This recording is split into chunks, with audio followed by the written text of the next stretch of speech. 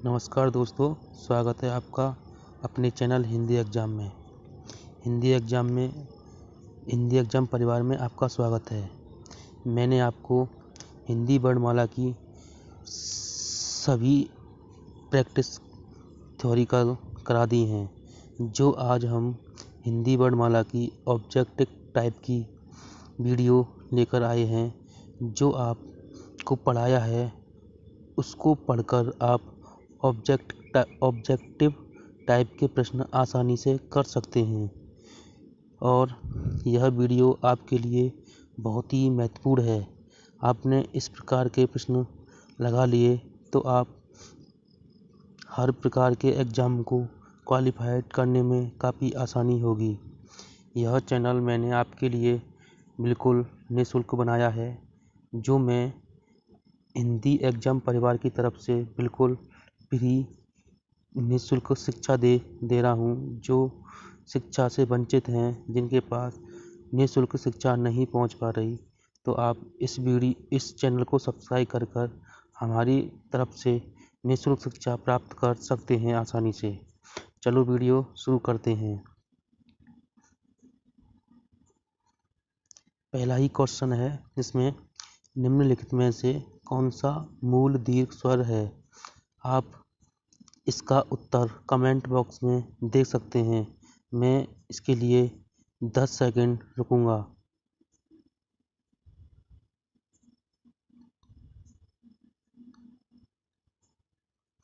इसमें मूल दीर्घ स्वर पूछा है। मूल दीर्घ स्वर कौन से होते हैं? मूल दीर्घ स्वर है इसमें डी आंसर। इसका आपका मूल दीर्घ स्वर है डी आंसर। इसमें बड़ा मूल दीर्घ स्वर है। चलो आगे की ओर चलते हैं। हिंदी में ध्वनियाँ कितने प्रकार की होती हैं? हिंदी में जो ध्वनियाँ हैं कितने प्रकार की होती हैं?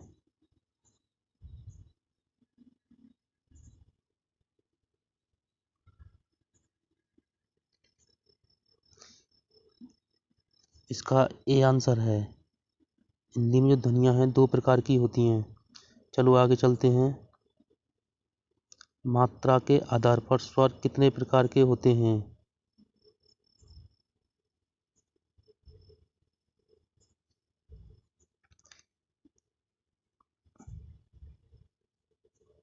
अपना जवाब कमेंट बॉक्स में सबसे पहले लिखें। मात्रा के आधार पर स्वर 3 प्रकार के होते हैं। हमने आपको थ्योरिकल समझाया था कि मात्रा के आधार पर पूछा जाए तो स्वर 3 प्रकार के होते हैं और मूल स्वरों की संख्या पूछी जाए तो 2 प्रकार के होते हैं। तो आगे चलते हैं। जीवा के आधार पर स्वर कितने प्रकार के होते हैं? यहाँ पर ध्यान से प्रत्येक प्रश्न ध्यान से पढ़ना है और आपको आसानी से प्रश्न का उत्तर मिल जाएगा। सबसे पहले आपको एकाग्रता होकर प्रश्न को पढ़ना है और आप एकाग्रता से प्रश्न पढ़ोगे तो आपका उत्तर आसानी से मिल जाएगा।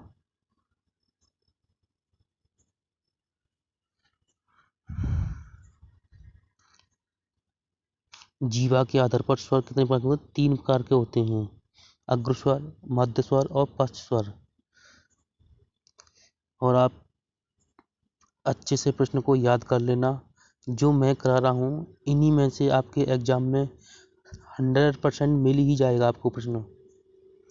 एक से अधिक वर्णों के मेल को कहते हैं। इस एक से जो अधिक वर्णों के मेल होते हैं उसे क्या कहते हैं? एक से अधिक जो वर्ण होते हैं उनको मिलाने से क्या बन जाता है? उसको क्या कहते हैं? व्यंजन कहते हैं। एक से अधिक वर्णों को मिलाने से क्या बनता है? व्यंजन बनता है। आगे चलते हैं। सीटी वाला सा और या किसके अंतर्गत आते हैं? मैंने आपको जब पढ़ा रहा था आपको इनके बारे में काफ़ी गहनता से बताया था। आप इसका आसानी से कमेंट बॉक्स में उत्तर दे सकते हैं।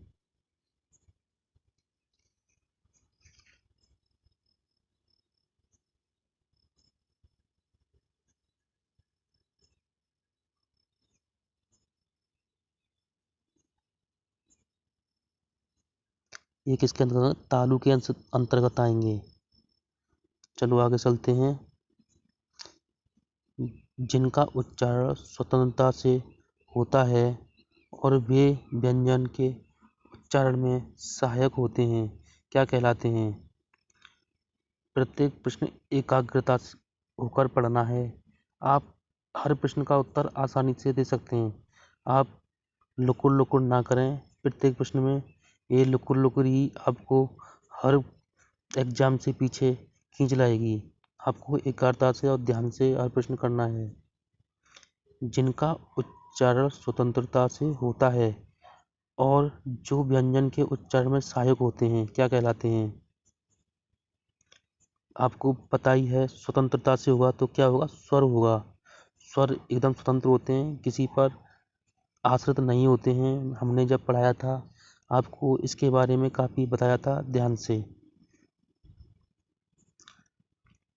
निम्न में से दीर्घ स्वर नहीं है। यहाँ गलत हो गया है। यहाँ लिख लेना दीर्घ स्वर। यहाँ कर लेना दीर्घ स्वर।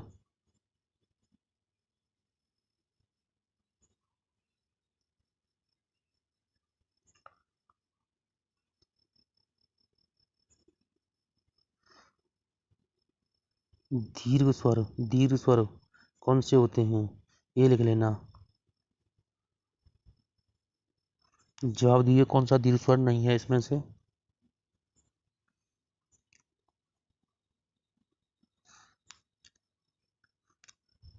इसका आपका आंसर है ए। ये कौन सा स्वर होता है? ह्रस्व स्वर के अंतर्गत आता है, जबकि बाकी 3 स्वर दीर्घ स्वर के अंतर्गत आते हैं। हमको ध्यान से पढ़ना है और एकाग्रता से होकर। चलो आगे चलते हैं। निम्न में से अंतस्थ व्यंजन कौन सा है? आपको पूछा अंतस्थ व्यंजन। आप इसका उत्तर आसानी से दे सकते हैं, कौन सा होता है? Answer C. चलो आगे चलते हैं। निम्न में से घोष वर्ण कौन सा है? घोष वर्ण बताना आपको कौन सा है। मैंने आपको आसानी से शायरी कराकर समझाया था और इसका उत्तर आप आसानी से दे सकते हैं।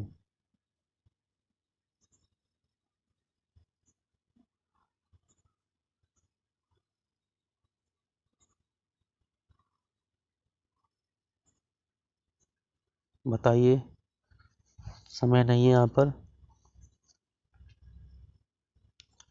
यानी प्रत्येक वर्ग का पहला और दूसरा वर्ण अघोष होता है और तीसरा चौथा वर्ण और पांचवा वर्ण क्या होता है? घोष या सघोष होता है। मैंने बताया था। तो आपका आंसर कौन सा है इसमें देख सकते हैं। यानी आपका आंसर जो बन रहा है ए बन रहा है। कौन सा है? ए। चलो आगे चलते हैं। निम्न में से ओष्ठ वर्ण कौन सा है? जो ओष्ठ वर्ण है वो कौन सा है जो ओष्ठ से बोला जाता है? मैंने आपको बताया था, सरल ही होगा, आप बता ही सकते हैं। इसका आंसर है सी। सी ओष्ठ वर्ण के अंतर्गत आता है। काकल्य वर्ण कौन सा है? प्रश्न नंबर 12 है काकल्य वर्ण। मैंने बताया था जो आसानी से इनकी ट्रिक ही आप समझ सकते हैं, इनको पढ़कर ही। काकल्य वर्ण कौन सा है आप आसानी से कर सकते हैं। कौन सा है? सी आंसर है आपका। ऊष्म वर्णों की संख्या कितनी है? ऊष्म जो वर्ण मैंने कराए थे उनकी संख्या कितनी है बता सकते हैं?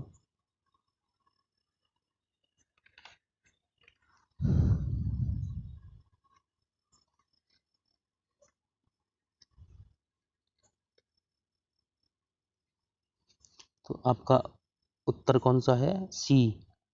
ऊष्म वर्ण पूछ रहा है, आपका उत्तर है सी। सी उत्तर है। अब ये कह रहा है सघोष वर्ण कौन सा है? सघोष वर्ण ध्यान से पढ़ना है एकाग्रता से। सघोष वर्ण कौन सा है?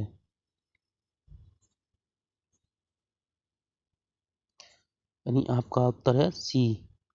सी उत्तर आपका है। चलो आगे चलते हैं। ऊष्म व्यंजन कौन सा नहीं है? अब आपसे पूछा है ऊष्म व्यंजन कौन सा नहीं है। आप इसका उत्तर आसानी से कमेंट बॉक्स में दे सकते हैं और बताना आपके कितने प्रश्न सही हैं और कितने गलत हैं। यानी ऊष्म व्यंजन कौन सा नहीं है, तो आपका उत्तर है सी। सी क्या है? ऊष्म व्यंजन नहीं है सी। मैंने बताया था जिनसे ज़्यादा ऊष्मा, इनको बोलने में घर्षण होता है तो इससे ऊष्मा ज़्यादा उत्पन्न होती है, तो उसमें ऊष्मीय वर्ड के अंतर्गत आते हैं। निम्न में से कौन सा मूर्धा में नहीं आता है? निम्न में से कौन सा मूर्धा, जो मैंने बताया था मूर्धा होता है जो मुंह की छत होती है, जो उसका पिछला भाग होता है, वहाँ से जो उत्पन्न होते हैं जो वर्ड होते हैं, वो कौन सा मूर्धा के अंतर्गत आएगा? मूर्धा नहीं है, इसमें कह रहा मूर्धा नहीं है। बाकी सभी मूर्धा वर्ड हैं, इनमें एक नहीं है, कौन सा है बता सकते हैं? आपका आंसर है डी। डी आंसर इसका एकदम सही है। हिंदी वर्णमाला में कुल वर्णों की संख्या कितनी है? हिंदी जो वर्णमाला में वर्णों की संख्या कितनी है? अब इसका उत्तर आप आसानी से दे सकते हैं, मैंने आपको समझा ही दिया है।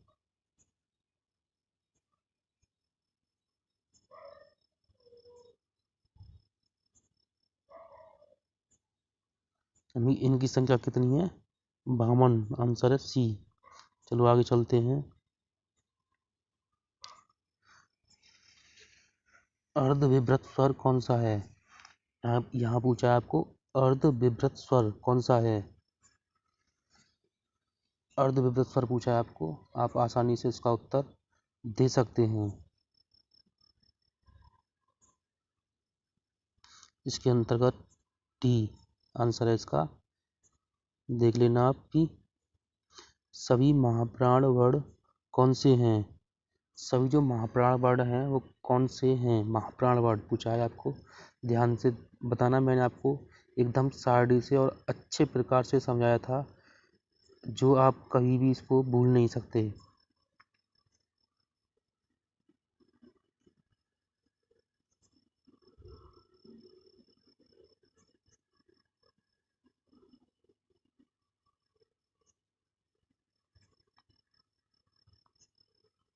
आपका उत्तर इसमें क्या है? सी। सी उत्तर एकदम सही उत्तर है सी। जब एक ही ध्वनि का द्वित्व हो जाए तब वह क्या कहलाता है? जब एक ही जो ध्वनि है वो द्वित्व हो जाए तब वह क्या कहलाता है? तो उनको क्या कहते हैं? एक ही ध्वनि जो द्वित्व हो जाए।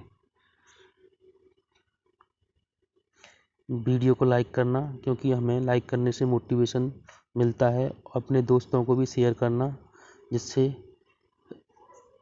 इससे हर व्यक्ति के पास निःशुल्क शिक्षा पहुंच सके।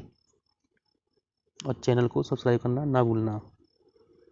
चलो इसका उत्तर है युग्म ध्वनियाँ। यानी जो युग्म बनते हैं, हम जैसे दो जोड़े होते हैं तो पति पत्नी के जोड़े को युग्म कहा जाता है। ऐसी जो द्वैत व्यंजन होते हैं उनको मिलाने से क्या होता है? युग्म ध्वनियाँ उत्पन्न होती हैं। चलो आगे चलते हैं। प, फ, ब, भ, म व्यंजन किसके अंतर्गत आते हैं? इसका आप उत्तर आसानी से दे सकते हैं। प, फ, ब, भ, म व्यंजन किसके अंतर्गत आते हैं?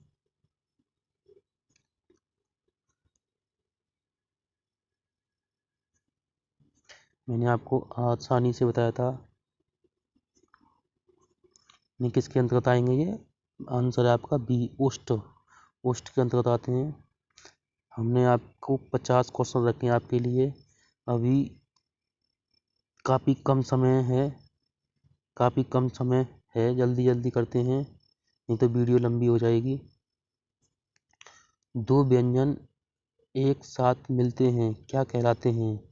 जब मैंने आपको समझाया था, जब दो व्यंजन एक साथ मिलते हैं उन्हें क्या कहा जाता है? तो दो व्यंजन मिलेंगे तो क्या होगा? संयुक्त व्यंजन बनेंगे, उनका निर्माण संयुक्त होगा। तो आपका उत्तर क्या है? सी है। आपका उत्तर सी, जो आपका उत्तर है सी है।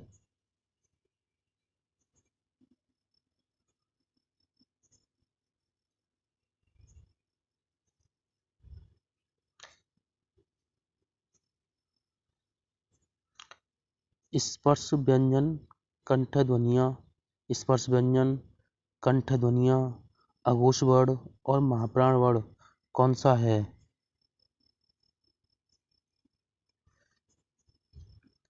आप देख सकते हैं स्पर्श यहाँ पूछा है, ध्यान से एकाग्रता से प्रश्न को पढ़ना है। स्पर्श व्यंजन, कंठ ध्वनियाँ, अघोष वर्ण और महाप्राण वर्ण कौन सा है?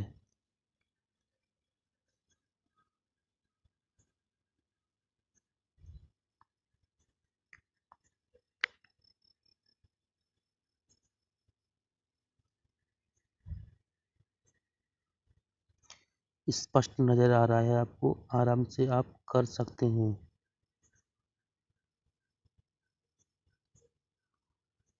यानी आपका उत्तर क्या है इसमें? सी।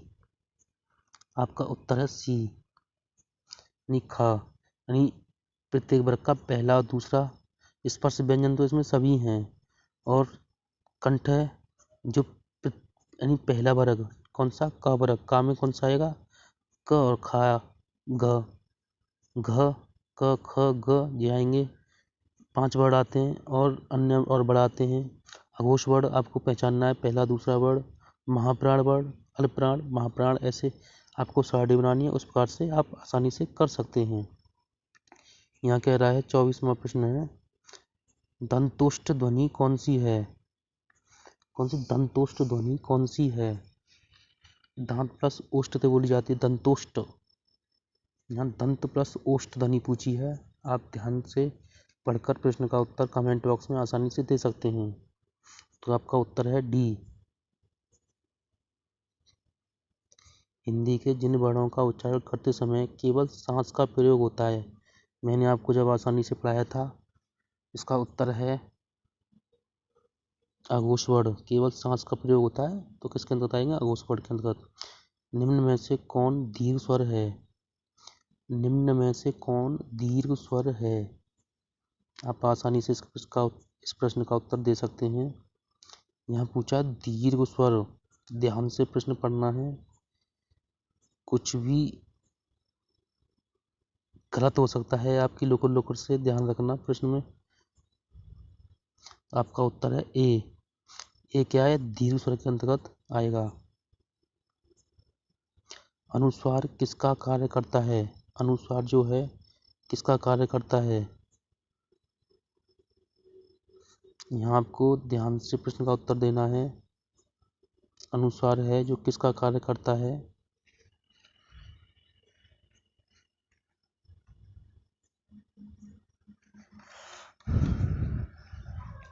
यहाँ ऑप्शन है विसर्ग का, चंद्रबिंदु का, और स्वर का, और पंचम वर्ड का। किसका करता है?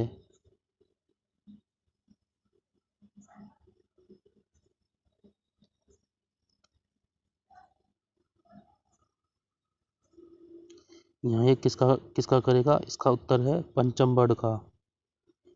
उत्तर है आपका डी। ये किसका प्रयोग करेगा? पंचम वर्ड का प्रयोग करेगा। क्योंकि विसर्ग अलग होता है और अनुस्वार अलग होता है, तो आप आसानी से इस प्रश्न का उत्तर दे सकेंगे कमेंट बॉक्स में। चलो आगे चलते हैं। निम्न में से कौन सा संयुक्त स्वर नहीं है? यहाँ पूछा संयुक्त स्वर नहीं है। निम्न में से कौन सा संयुक्त स्वर नहीं है?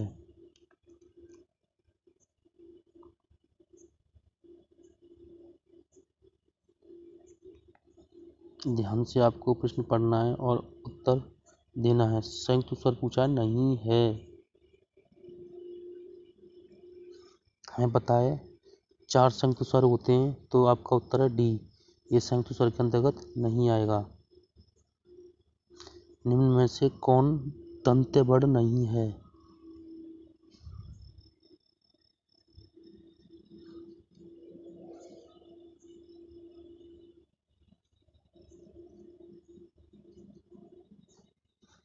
आप आसानी से इसका उत्तर कमेंट बॉक्स में कर सकते हैं। आपका उत्तर है सी। निम्न में से नासिक के व्यंजन कौन सा है?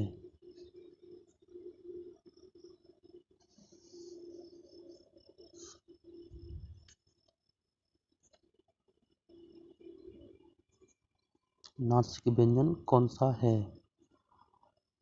आप इसका उत्तर आसानी से कर सकते हैं, डी।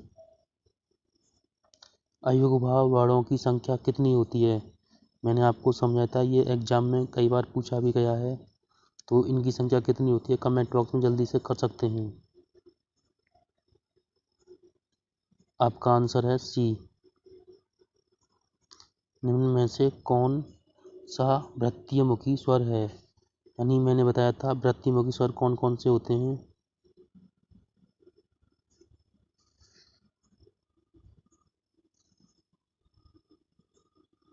जो होठ गोलाकार बनते हैं, समझ गए होंगे और आप आसानी से प्रश्न का उत्तर दे दिया होगा।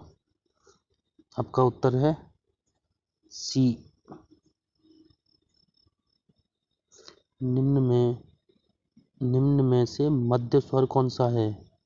आसानी से आप इसका उत्तर दे सकते हैं। आपका उत्तर है बी। अर्ध स्वर निम्न में से कौन सा है? अर्ध जो स्वर है निम्न में से कौन सा है?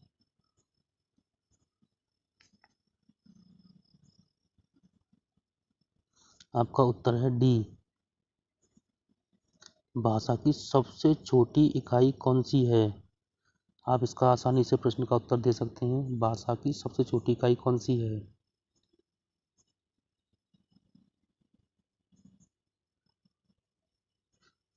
आपका उत्तर है डी। निम्न में से कौन सा अर्ध समृत स्वर है? यहाँ पूछा है अर्ध समृत स्वर। ध्यान रखना, मैंने एकदम आसानी से और सरल तरीका से आपको पढ़ाया है और आप आसानी से कर सकते हैं।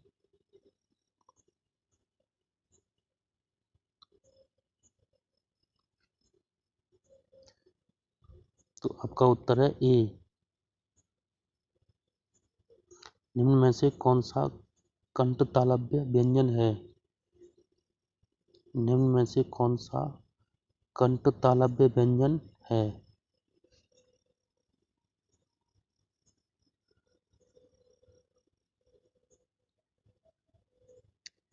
आप आसानी से कर सकते हैं। इसका आंसर है ए।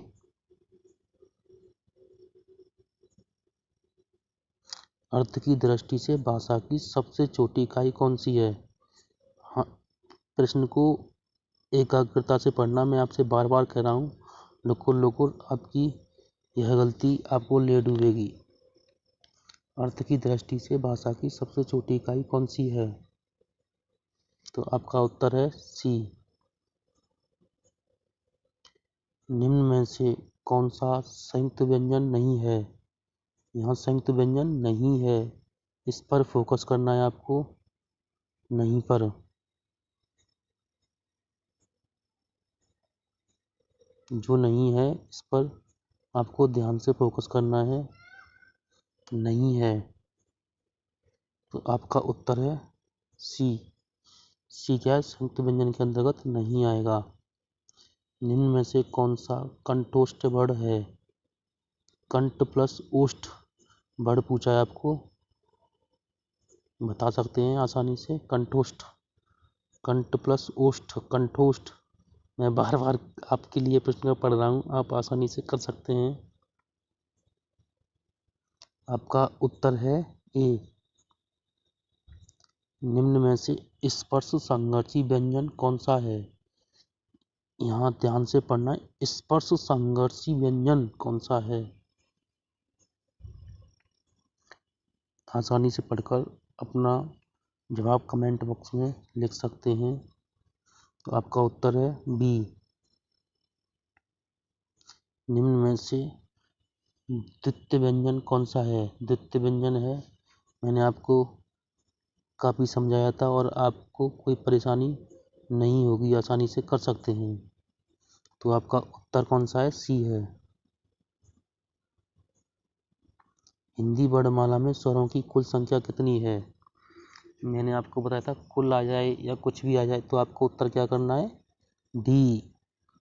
13 पर टिक नहीं करना है, यानी 11 होते हैं।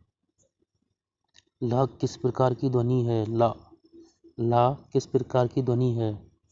आराम से कर सकते हैं इसको। आपका उत्तर है सी। निम्न में से र किस प्रकार की ध्वनि है? रा। आप इनको काफ़ी सरल बनाए हैं और यहीं से आपको एग्जाम में प्रश्न मिलेगा। आपका उत्तर है सी। निम्न में से कौन सा वर्ड ऊष्म संघर्षी है? कौन सा वर्ड ऊष्म संघर्षी है जिनसे हमें अपनी ज़्यादा संघर्ष करना पड़ता है, तो ऊष्म संघर्षी के अंतर्गत आते हैं।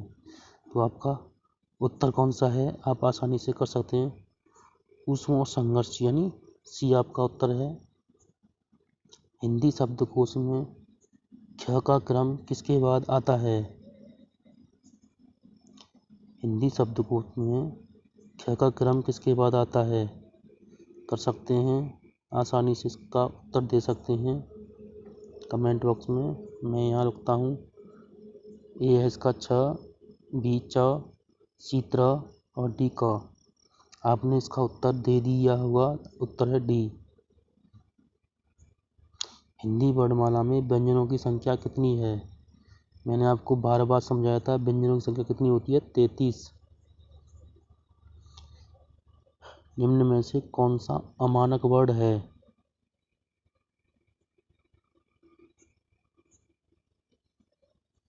यहाँ गलती से थोड़ा टाइप हो गया है, यानी अमानक वर्ड जो होता है, मैंने आपको बताया था ऐसे तरीका से होता है, ये दोनों ता ऐसे बनते हैं, तो यहाँ गलत टाइप हो गया है, इसके लिए मैं माफ़ी चाहता हूँ। चलो आगे चलते हैं। ये लास्ट प्रश्न है आपका और कमेंट बॉक्स में इसका जवाब देना है।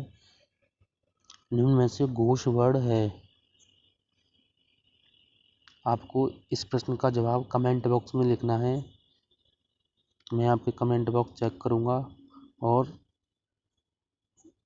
जो मैं अगली वीडियो बनाऊँगा प्रैक्टिस, उसमें आपको इस प्रश्न का उत्तर मिल ही जाएगा। आपको हमारी वीडियो काफ़ी अच्छी लगी होगी और अपने दोस्तों के पास इसको शेयर करना वीडियो को, और उनके पास निःशुल्क शिक्षा पहुंच सके, और वीडियो को लाइक करना जिससे हमें मोटिवेशन मिले। धन्यवाद आप सभी को।